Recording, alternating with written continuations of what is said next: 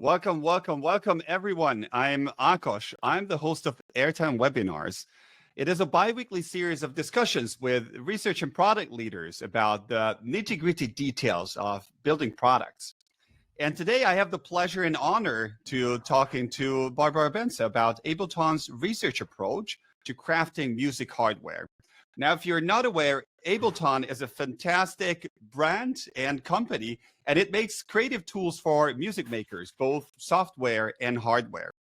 Barbara is a principal researcher at Ableton, and she specialized on hardware research. And she's been, so to say, the heart and soul of research activities for Move, which is Ableton's latest hardware product out on the market.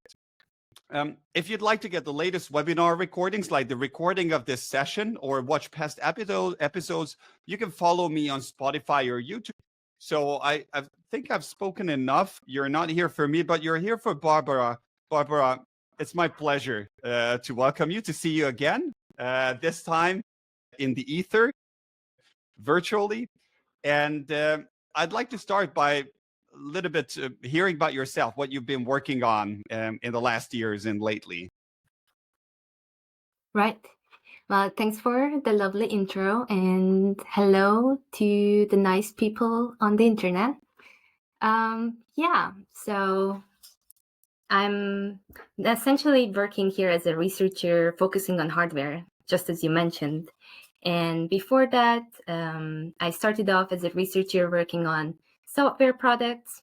So most commonly mobile web applications on the phone, e-commerce environment, where people were welcome to go through a purchasing funnel. Then essentially before that, my background is in social sciences and journalism, which really just gave the foundation to systems thinking, narrative, storytelling, all these things that I very much love. Right. And then here at Ableton, in the past 5 years, I focused on Push and Move, these two hardware products that we have. And one thing to mention, that when I joined 5 years ago, I was actually not a music maker myself. So my knowledge of music theory, musical practice, everything that's music related grew throughout the time I spent here and with the products that I worked on.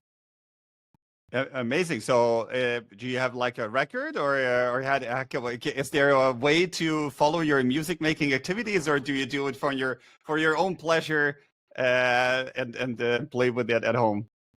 Well, as I like to say, I have one track a year, more or less so far. Those are on my SoundCloud, but yeah, no LPs, no EPs yet, but it's definitely on my vision board for myself. That's amazing to hear that you started not just developing these products, but using these products as well and become a customer. You mentioned Push and Move, and before we move on to the next session, I'd love you to show, do you have a Move? Do you happen to have a Move in front of you, or somewhere on the table, so we can get like a visual of what we're talking about? Indeed, I have one. And I will try to show you as much as I can by changing one camera view only. That's all I'm going to do. So you should see my desk now, if all's true. Yep. Perfect. Then let's do this way. This is an Ableton Move that I'm going to open for you. As many others before me walk this path, I'm going to unbox it. Right. So it's essentially, an instrument, an electronic device that holds a bunch of built-in sounds. You can also add your own sounds and own samples, and you can record with it by using a built-in microphone. And you have all these sounds on this box that also happen to have speakers. So you can just hear what you're making. But also you have headphones connection. So in case you're in a public space, you won't disturb anyone with your bleeps and bloops. And so the promise that Move has is that it is a great way to entertain yourself if you are a more experienced music maker. someone who takes pride in knowing music technology and like having the really decades of experience, as well as someone who is new to music making or using Ableton products. And in fact, it was and still is my first ever instrument that I made music on. So I also feel very personal about it. I bet. Now, you said you started at Ableton 5 years ago. So you and this product Move, it came on the shelves in October 2024. So that means you spent years researching for this for this product, right? That's right. I'm gonna change my camera view back for this other question, and then whenever you find it helpful, just tell me and I can show you Move again. I tell you, and then we go back because there's a few things that I want to do. I want to learn about that unboxing experience when you first somebody is exposed to that product. But I'd love to understand and start on the higher level of how does that look like? How did your research goals, how did your research activities evolve over time as you worked for multiple years on this product? Yeah. So when I joined, Move was already in a prototype shape. That means that it existed more or less as it exists now. It had a form, a shape, a size. It had the screen, the knobs, the pads. It had the layout. So many decisions were already made based on thorough research that was nailing on a good mix of hardware and software features. So really just the unique value proposition of the device. What was still open at the time is how Move exactly delivers on that promise, how the different features are shown, what the UI on the screen looks like, how the screen talks to the different areas of moves, what sort of feedback they show. A button probably was decided at the time, but like what happens if you press that button, what that interaction looks like, that was still a question at the time. So my work was the most helpful there, running those studies. Can you give me a sense of how do you research like what a button should do? Do you research that at all, or do you research on a different abstraction level? Yeah, interesting question. Like some of the features are actually grouped by what we understand how these workflows are used by people. So some editing workflows, for example, are represented in similar ways. Undo, delete, copy should live in a similar area, represented in similar ways, so that people understand how to navigate around those. Then an interesting factor is how you explain to people what these buttons are. Do you show them a text? Do you show them an icon? Do they understand what the icon show? That's also just building on our music makers and new music makers' past experiences. I found it very exciting to think about the different icons and then how to show delete. And then all this knowledge that you have, that I have, anyone has really today, that comes in from using web applications, mobile applications, but just like remembering your own old tape recorder, what the record button looked like, and sort of building on that memory and experience. So there are many layers to it, really. A prototype means that there's like a product, there's something like an item that you can put in front of people. I was wondering, do you do like some usability tests? Maybe just walk me through your favorite research project as you were developing Move. I understand. The question is hard to answer and hard to say which one was my favorite. To be fair, most of the research sessions were different, partially because when even just running a usability study,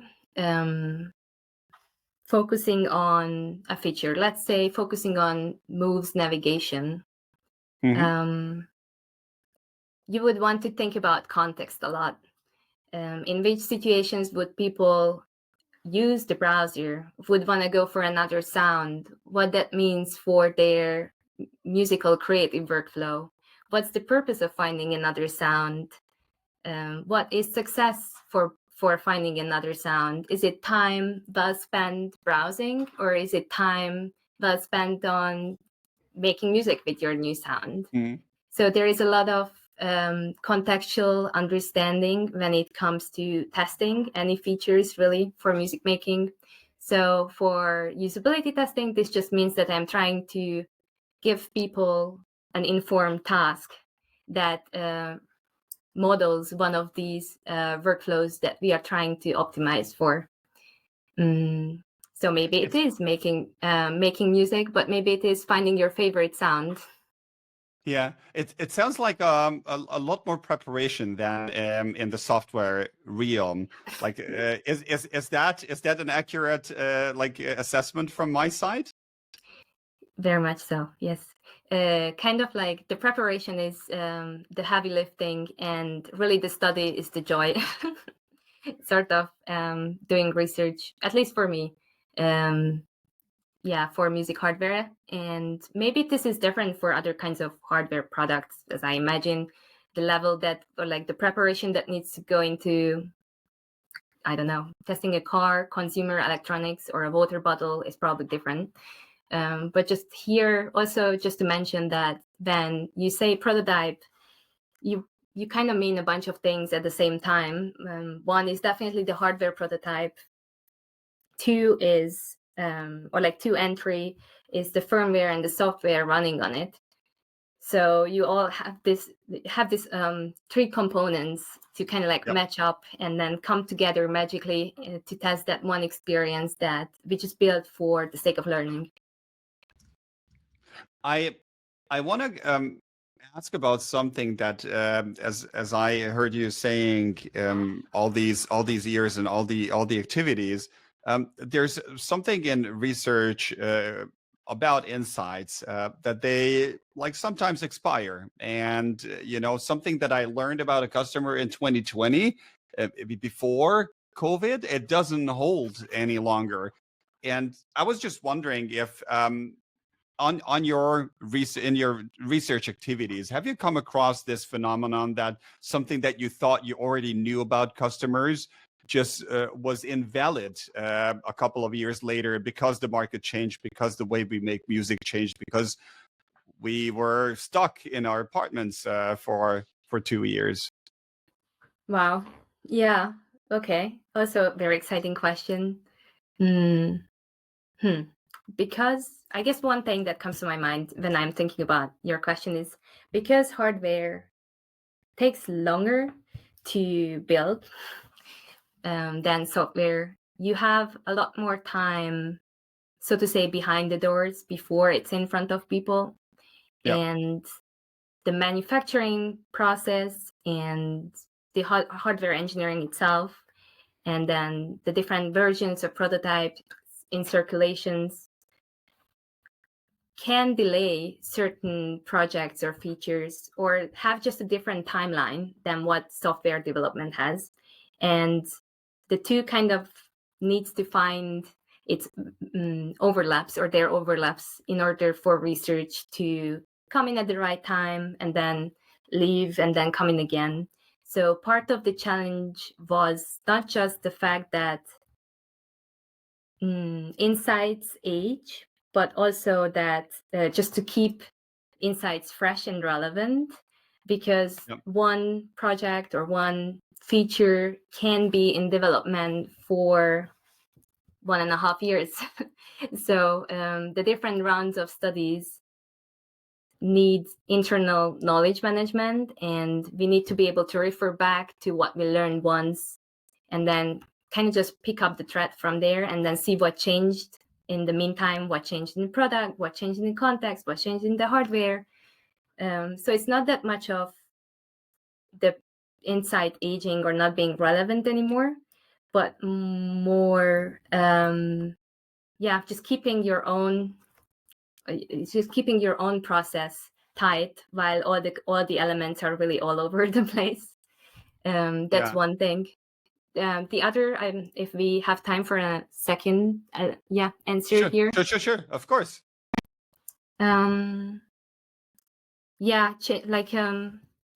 Hardwares do ideally exist for a long time after a hardware product is being released. So the initial studies, core research that goes into figuring out what unique mix of hardware and software features we need together that actually justify the existence of another product, really, or another object.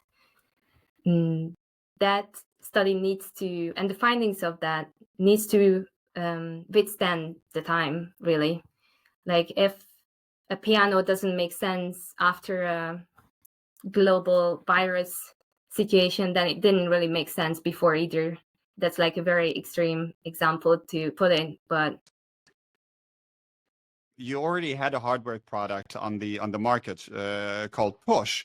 Did you use some of the learning, some of the wisdom that you gathered from that customers to craft Move, or did you start Move from completely scratch? Let's build something new here. It's maybe harder to answer because I started to learn about both of the instruments at the same time. So I think I personally did not do that, but from what I understand how Move works, one of the promises of Move is that it works in an Ableton environment, which means that there are ways how it is it works similarly than the Push. So ideally, if you have a Push at home and then you get a Move, you should have the least friction in figuring out what to do here. All right, let's jump to another angle that I'm really interested about, and I'm a layman here, okay? So I haven't done hardware UX research in my life, so most likely my notions about it are flawed and my assumptions. So I just wanted to put this out there before I ask my questions. But I think what I'd be interested in is like when you build software. Let's stick to software for a second. And you build a feature, you can track usage. You can collect like in context feedback. You can run quick interviews, and you can fix bugs, and you can all do that within a few days. And I have this notion that when you build hardware, music hardware, then there's a risk that you get something wrong.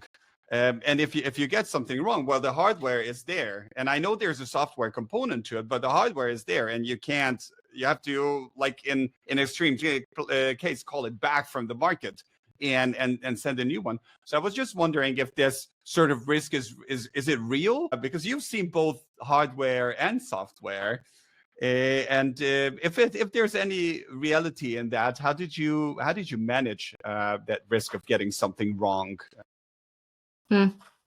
Yeah, thanks for asking this.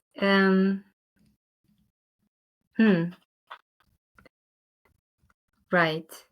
I think definitely there is a higher risk just due to the fact that there are decisions you can't change once hardware is released. Like Move has the size it has this display, it has the layout it has the battery it has. So those things are just unlikely to change. In terms of managing the risk of getting something wrong, I think it comes down essentially to how complex your hardware product is and what is the space that's left for iteration, by what elements can be changed, and what is your goal really by iteration. Like what is the successful ideal state that you are trying to achieve. And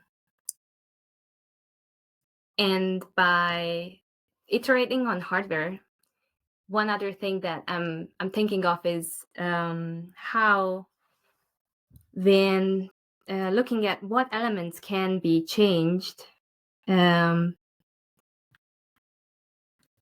Not everything should be changed from one day to another, to be fair. And part of the reason is that move exists out there, push exists out there. So the moment when you change a certain behavior or a certain button, real time experience of people using the device, kind of building a relationship with it, practicing up until a point where it becomes second nature to them to make music and play music on these instruments. So while you could certainly change a lot of things, there are definitely high risk elements that you wouldn't want to change from one day to another. And I Because think you that's make many of your customers dissatisfied or angry that they already know this and they have the muscle memory for something, and because you changed it, that's gone. yeah, you essentially would just break things partially badly for people. I guess one example that comes to my mind is also Live, our main software, which is a software product, but similarly to Move and Push, it's a tool, it's an instrument. So it's there to serve the music maker's purpose and the artist really and their expression. Yeah. So maybe when you're, like from your question, I understood that you're referring more to a certain type of software products where you have immediate direct access to feedback, and you can also change and essentially you can control what people see from one day to another. Yeah, that's exactly, because once like it's a different industry, but let's do to cars, right? If you're a car maker and somewhere there's a fault in the mechanics of that car, then you have to recall that a car from the market, and you can't solve that with software. And this is why I thought like, this sounds like high risk. So before you like start shipping any hardware, you want to be extra careful that you really understood, like, first of all, that the hardware itself works properly, that you tested that, but also that you have a good understanding of how your future customers will use that product. Yeah, it's actually a really good example thinking about cars, and I do think about cars a lot when I think about instruments. Yeah, there are definitely experiments and tests they run with our hardware products that are beyond user research, like a drop test or making sure our batteries are safe and it's not going to burn your house down. You want to get certified components that will last long and keep everyone safe. So that's sort of beyond the work I do, but it's like quality management is a big part of getting the hardware out in the real world. Right. And I did have another point. We were just talking about cars and I'm sorry, I totally lost it. It's okay. I have another question that I wanted to ask you, and maybe in the meantime, the point resurfaces again. So, and the point I wanted to bring, the next one, is that I had the pleasure of visiting you a couple of months ago in the Ableton office. We were in one of these studios, and you showed me a move, and you showed me also this unboxing experience, and it got me really intrigued how, for music software and for Move specifically, how did you research this first time experience when somebody opens that box? Feel free to switch back the camera, show us Move, show the box, but I'd love to understand this. I'm going to call it an onboarding experience because I lack a better expression. I think most of us in the world lack a better expression, so I also call it an onboarding experience. Okay, let me find the right camera source. There we go. Yeah, so how did we research? We know from studies that when people unbox a new instrument, a new device, there is this emotionally charged, high energy excitement moment, and they just want to get started using it. And then what happens is that they are, they face an instrument that shows lights, and there are words on the display that may not make complete sense to them just yet. There are icons that really mean nothing if you're a new user to Ableton or a new music maker altogether. So our challenge was to figure out how we can get people, no matter their past experience, to this place where they can make any sound on Move within one sitting, opening or like turning the device on and then just getting to any sound feedback. That is essentially the fun part, the joy part of using an instrument.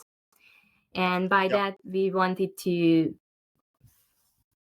bring together three information sources. One was on whatever we show you on the display, which is, for example, prompts to update or connect to Wi-Fi, which is helpful and essential for you to have the latest experience with Move. Then you have a little leaflet. Yes, giving you any information about how to get to your instruments and how to make them sound. And then for those who have more of a background knowledge and understanding of hardware products, a quick map really to what each button is and what features are behind those buttons can be super helpful.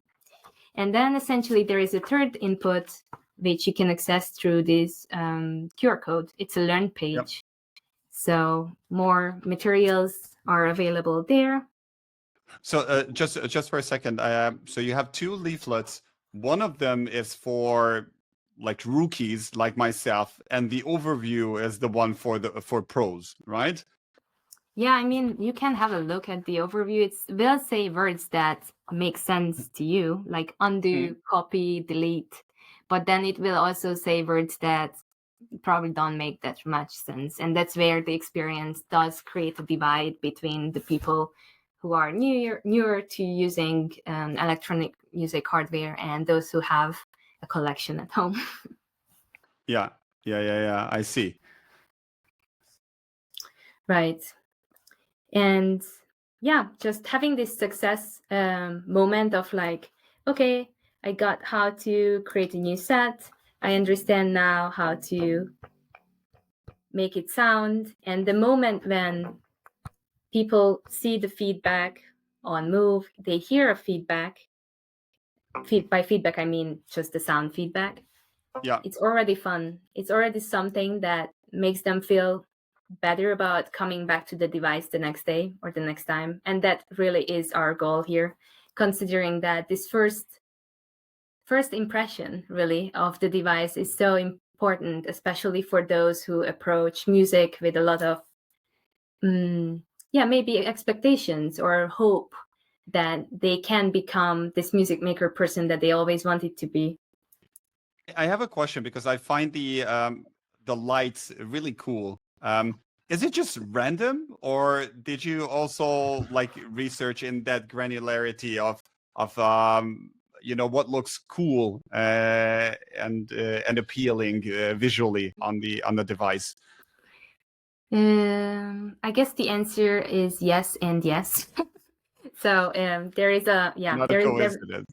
There was a lot of work going into, well, what is the best kind of way to show drums? What is the best kind of way to show a pad layout? The colors are random in a sense that whichever, like if you're in a new set, and then you go in, you will get potentially a different set of colors every time. But the kinds of colors, or the accessible, available colors on Move and on Push and in Live, those are part of a system that work across products and devices, considering as well that you can move this music and this set to another Ableton product, to Live. You can open it in Note.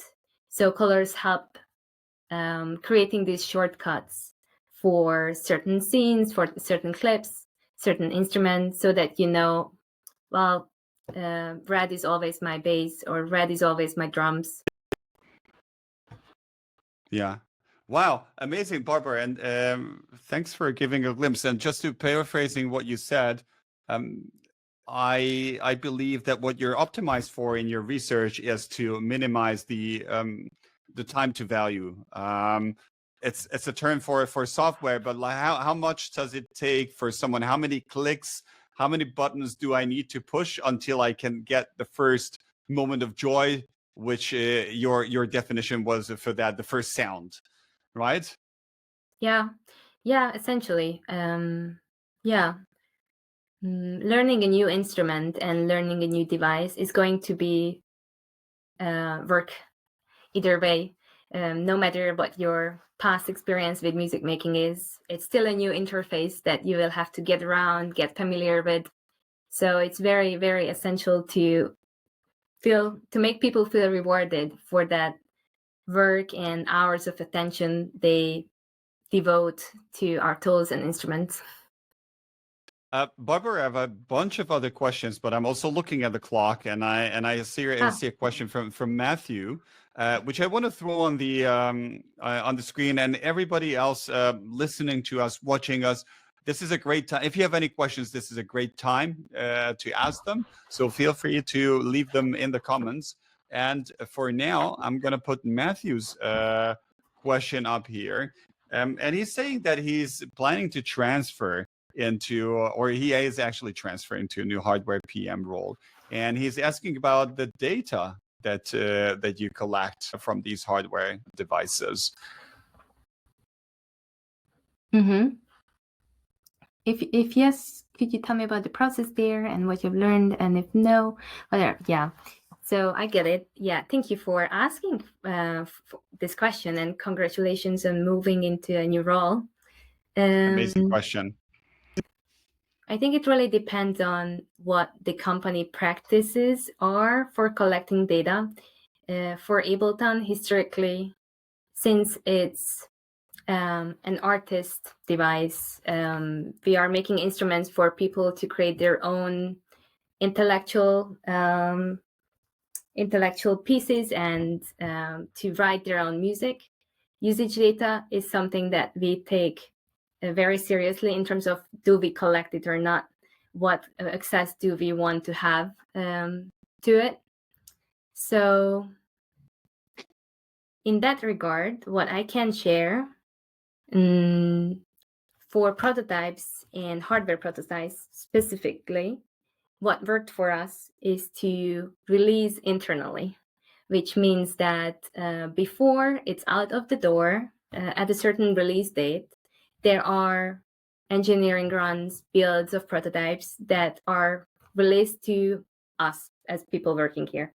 So first is just maybe 30 to 50 prototypes, but then in a few months later, you get 100, and every time someone else gets it, someone else gets to have a new experience, or the first time use experience, and we take good care of documenting these experiences and looking into, for that matter, bugs, but also just UX that we would like to change, would be curious to see if there is any improvement. Partly also because the needs that people have, that music makers have, come from this interaction with the device, from this dynamic between how people use it and what the device actually is. often, although a feature or a workflow is designed a certain way, people end up using it completely differently in a personalized way. And that is not necessarily wrong. It just means that it evolved into something that we didn't know it's going to happen, but maybe we can actually support it. So there are a lot of insights and learning moments through these internal release processes. So while I guess in the sorry, just one more note that while at the end it looks like Move entered the word on October last year, it actually was quite in a mature state by that time. I think it's also an amazing constellation when you have so many users of your product within the company, and obviously there's some bias, no, in a research sense, because you work for a company and use that product and a customer at the same time, but nevertheless it gives us such an amazing opportunity to test, explore workflows, and just surface some of the concerns or problems that external customers may bump into. Yeah, definitely. I mean, it's very, very important to keep context in mind throughout all kinds of research, but also this especially when you're hearing feedback from people working here, then you're not hearing the full width or the full reach of the kinds of feedback that there is in the real world. This is one of the limitations that you kind of have to embrace when doing hardware research. I have a question from Karun, which is I'm going to put up there. Actually, there are two questions. And the first one is, and I let you read through in the meantime, and I'm going to read the first question out loud, is what key motivations or data points shape Ableton's intended workflow design?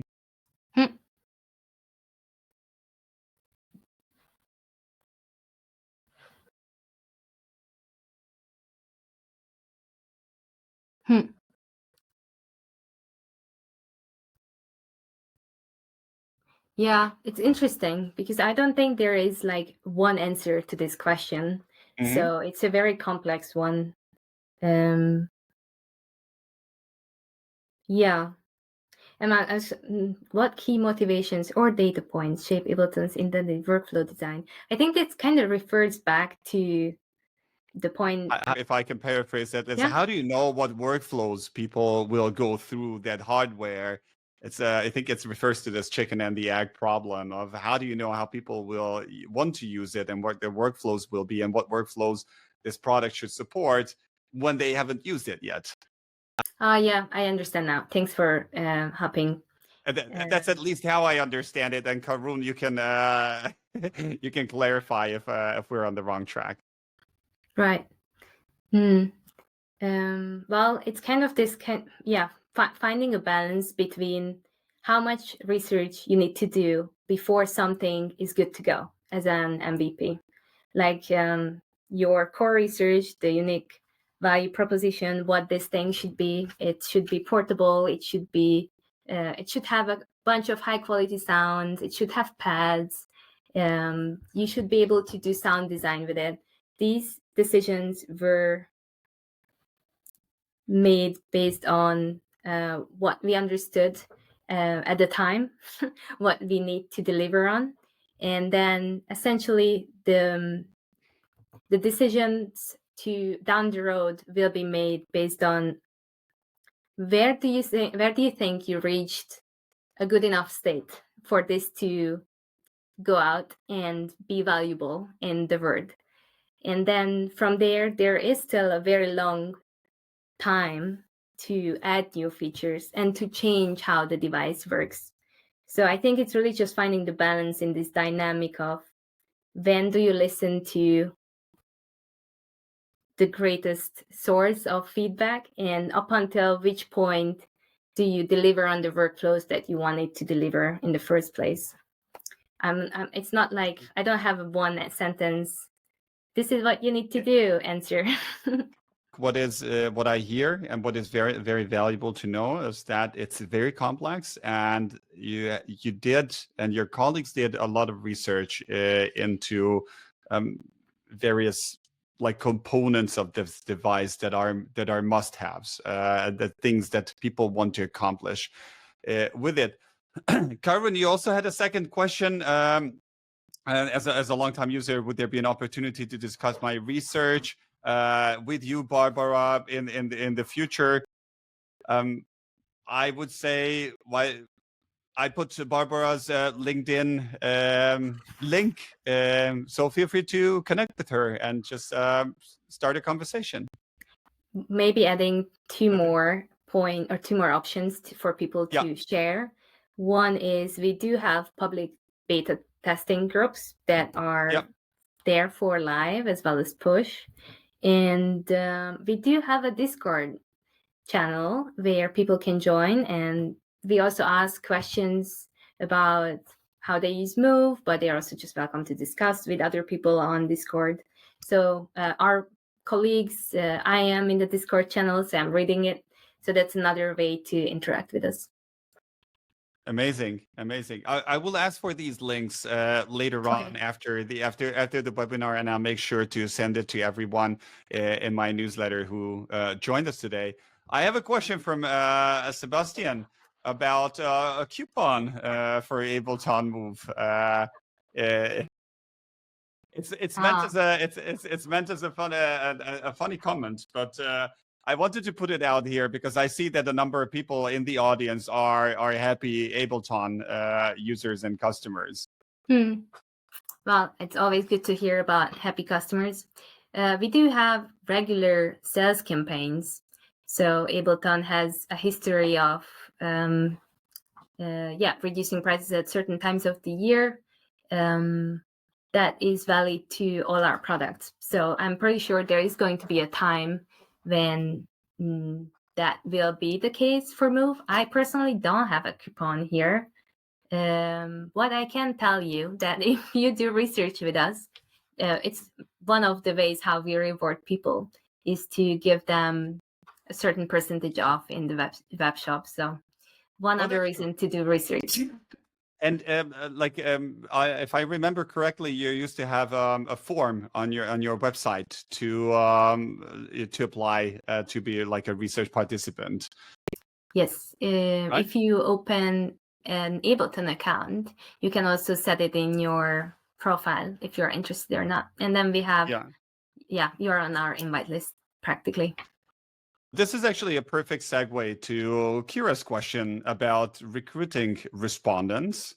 Yeah. How did you find people? And to some extent, you had to talk to people who are new to music making, right? That's one of your target groups with Move.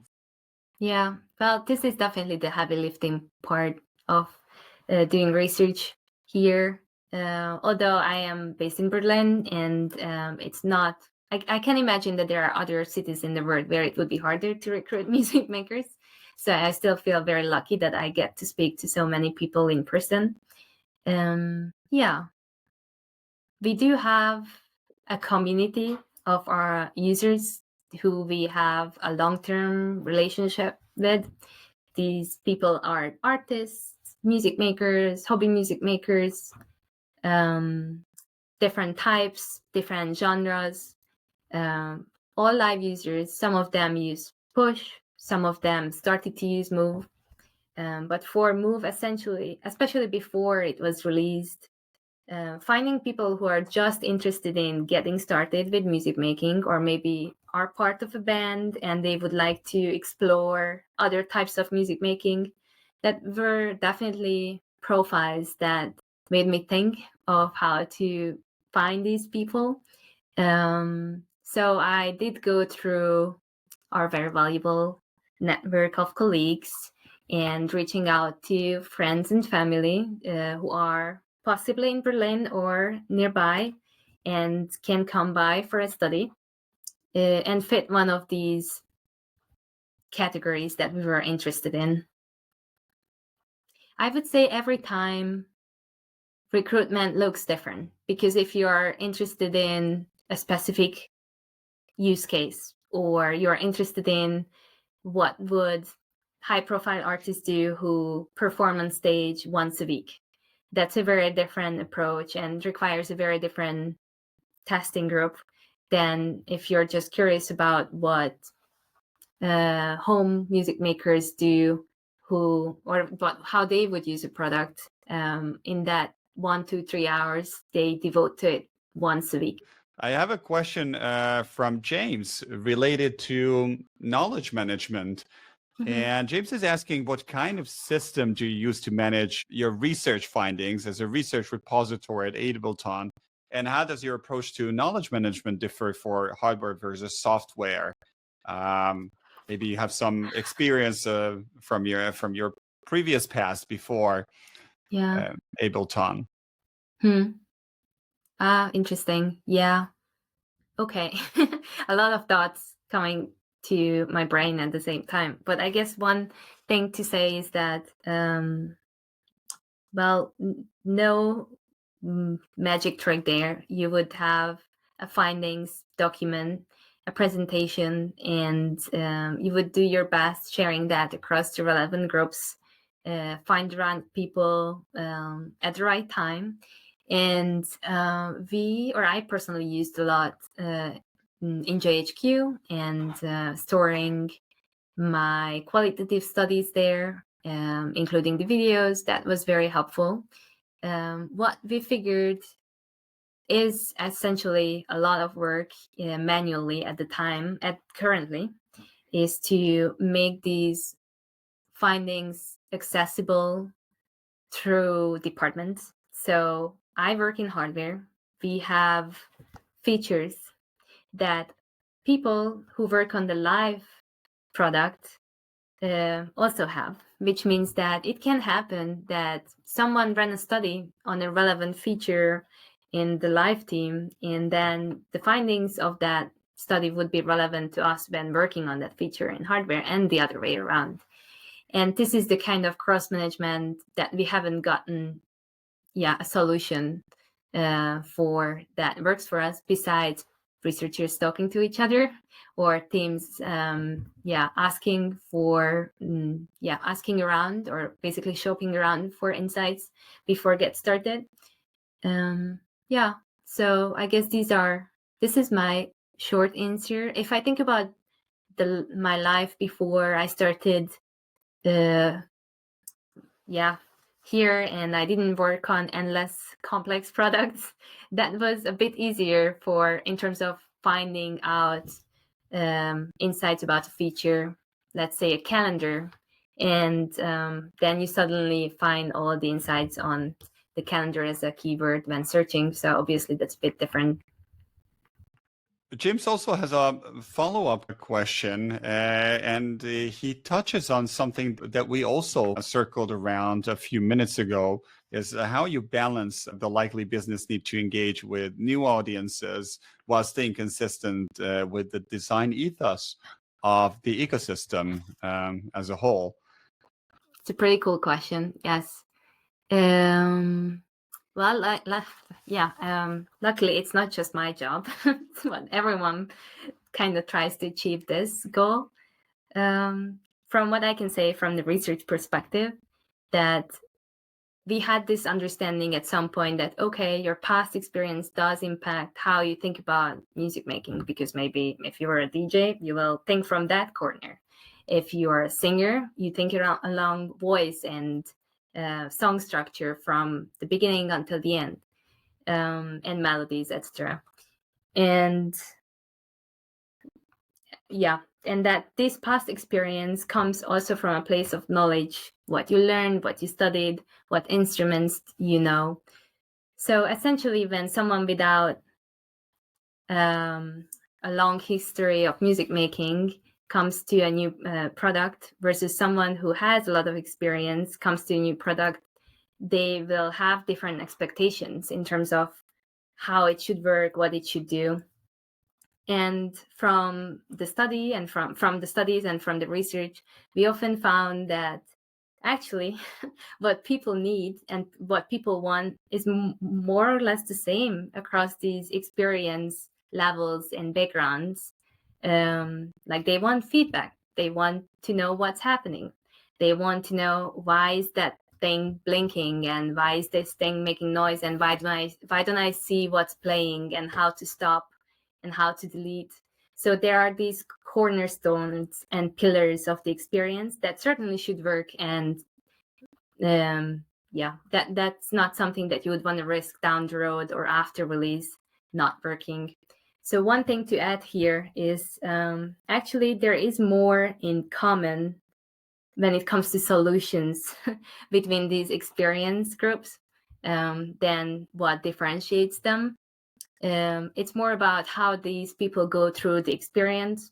So while a new music maker would assume that, oh, they just didn't know what to do, or like it's their fault that they didn't get it, a more experienced person would tend to say things that, oh, it's just a device, it's not working, or it's not working how I expected, it should be changed. So it's more like, where do you see your own capability matching the device? But in terms of what you want, it's pretty much the same. So I hope that's an answer.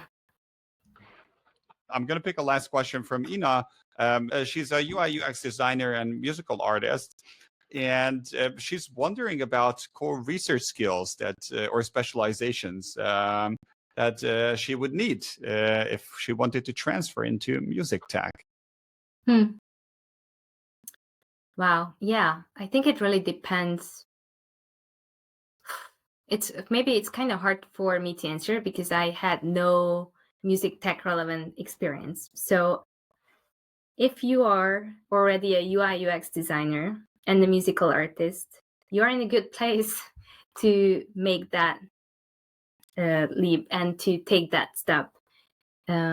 One addition, or like one note to add, is a beginner mindset will be an asset when you start working for a new product or on a new product as a researcher.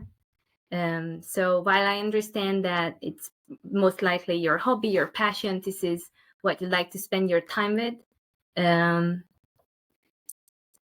inhibiting that beginner mindset can actually be an asset in this situation. And as a researcher, your job will be to translate insights or translate from the outside of the company or from your audiences to people who are very deep in the topic, who are very focused on one specific feature, who are experts themselves.